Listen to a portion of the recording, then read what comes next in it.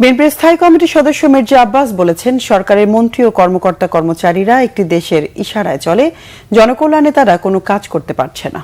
সাবেক প্রধানমন্ত্রী বেগম খালেদা জিয়ার মুক্তির দাবিতে বিকেলে মানিকগঞ্জ ল কলেজ মাঠে জেলা বিএনপির সমাবেশে প্রধান অতিথির বক্তব্যে তিনি একথা বলেন। দেশের স্বাধীনতা রক্ষার জন্য প্রয়োজনে আরেকবার যুদ্ধ করতেও প্রস্তুত আছেন বলে জানান মির্জা আব্বাস।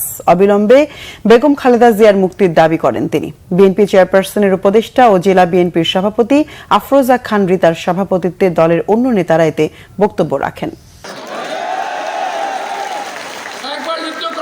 দেশ স্বাধীন করার জন্য আরেকটিবার যুদ্ধ করতে চাই দেশের স্বাধীনতা রক্ষা করার জন্য।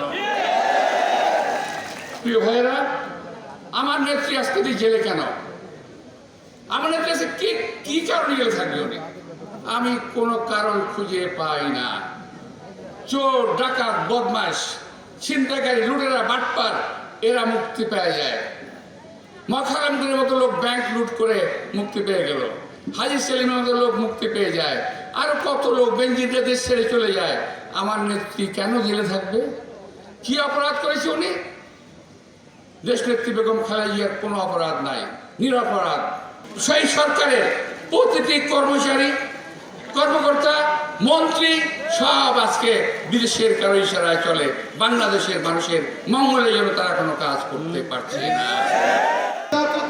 ছাত্রদল মানিকগঞ্জ জেলা শাখার সাবেক সভাপতি দেশ নেত্রী বেগম খালেদা জিয়া জিন্দাবাদ। আমরা আপনার সেন্টার থেকে যে নেতৃবৃন্দ, সম্মানিত নেতৃবৃন্দ যারা